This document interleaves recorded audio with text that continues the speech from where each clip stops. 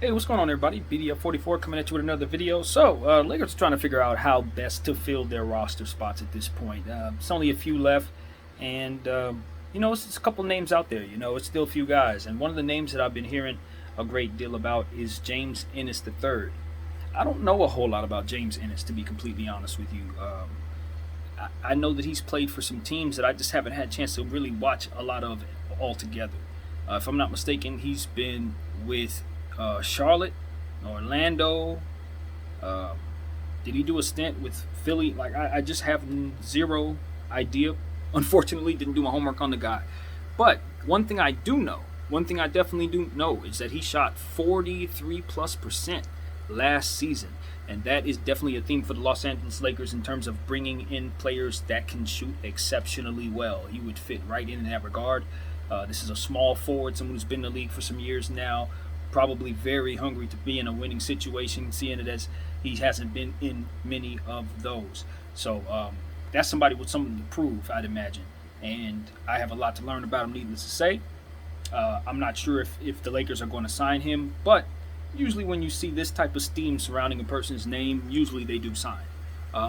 That's what I've started to kind of understand. There's a certain tone that tends to be said about certain situations that ends up coming about. You'll see those things actually happen when a certain tone is presented. And I'm thinking that James Ennis may be on the verge of signing with the Lakers. So I'm very curious about the player. I think he feels the need in terms of position. We could still use another power forward as well, to go on top of the small forward that he is. But that's what we need: strengthening our bench, a little more athleticism, obviously as much shooting as humanly possible. I know that Isaiah Thomas's name has been mentioned quite a bit. We'll see if the Lakers actually, do it. I think it would be a good idea to bring him in for a myriad of reasons, but none more so than the fact that he would be able to provide yet another facilitator on the basketball floor when Russell Westbrook may not be having the greatest shooting night, and when LeBron James may need to sit down or in foul trouble or something like that. He always will be available to us, a sound mind to run our second unit more so than anything, and also in units with LeBron James and Anthony Davis, he would be able to get open shots like the rest of these shooters on his team. So at that point, you consider the greatness that is Isaiah Thomas. You go back and you look at footage of him like I did from his Boston Celtics MVP caliber season, and you realize that that's not somebody you can leave open, ever. He could be 67 years old in a basketball gym. You bet not leave him open. He's one of those type of people. And because I've already seen what he can do in terms of a Laker uniform, I saw him last since the injury from Boston, since all of that. I kind of know what to expect from him to an extent. But what I saw from him was a lot better than he was given credit for. He was a very productive player for the Los Angeles Lakers. He gave us consistent scoring when we needed that punch. He gave us good pace when we needed that as well. He obviously hit his free throws at an exceptional level, and he was fairly durable for us during the time that he was with this team. More than anything, I thought that he displayed a certain level of patience with the young players on the floor. You could clearly see that we were not a winning situation, and he brought his A game, and he was showing the league that he still belonged there. Unfortunately, after leaving here, he ended up in Washington. That was a very bad situation at that time, and I don't think he was able to get another opportunity after that. But as of late, he's been tearing it up in whatever league he's in. I'm not really sure what league that was. I know it was in Seattle, to be honest with you, but I'm not familiar with the league itself. But he was down there against some guys who were pretty young and athletic, albeit not professional talent to my knowledge. But those guys, they could move. He was down there serving them up.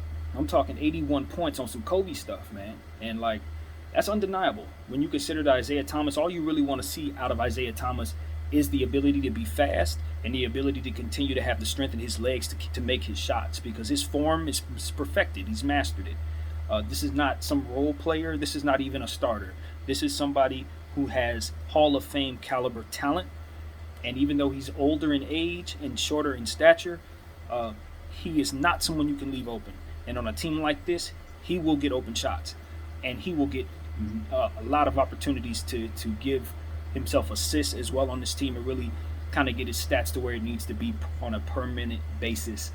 with so many different highly effective shooters and offensive players. So I think that you can see him play himself um, like Rondo into another contract after being on this team this season. You could see him maybe even playing his value up and maybe guaranteeing himself another year or something like that.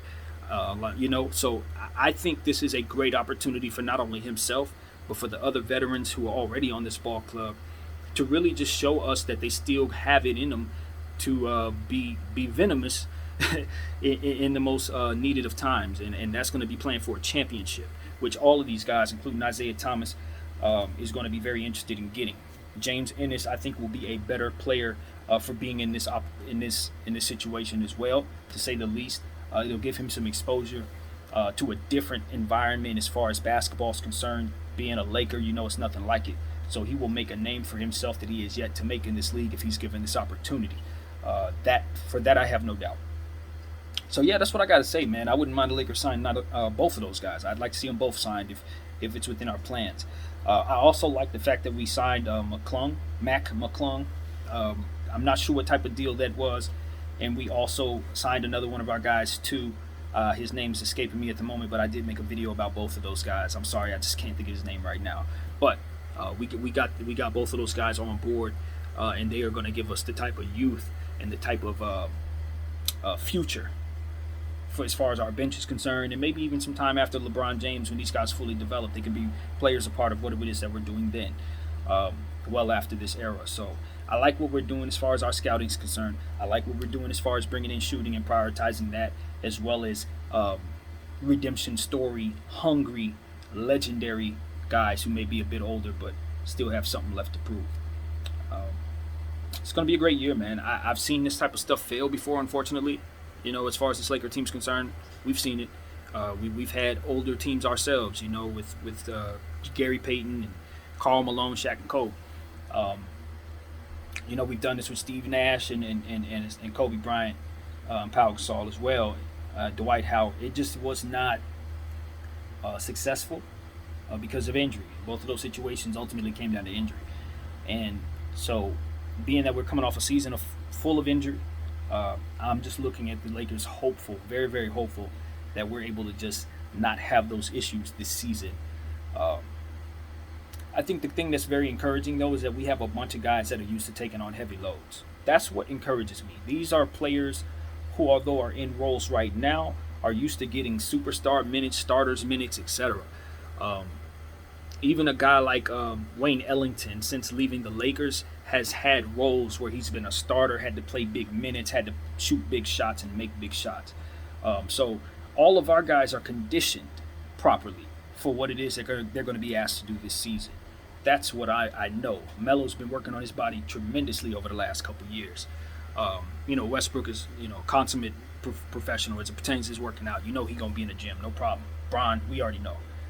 AD as well. And I expect AD to take some of that intensity that Westbrook is bringing to the locker room and kind of allowing it to fuel him and motivate him. It's a different beast in there right now. They've had Rondo in there. Obviously, LeBron James is a motivator as well, but they haven't had anybody with the type of intensity like a Russell Westbrook, somebody who had the real eye-to-eye respect of a guy like Kobe Bryant as it pertains to his aggression and his work ethic and what he brought to the game in that way. He's bringing us some Mamba energy that we haven't had in this run with these two superstars that we've already had. So I always say we needed a killer. I think we picked up one of the best in the league at this point, Russell Westbrook. So now that we have these pieces in place with all the shooting that we have around us, it's just all about health. At the end of the day, it's just about health. My name is BDF44. I thank you all for watching. I'm out.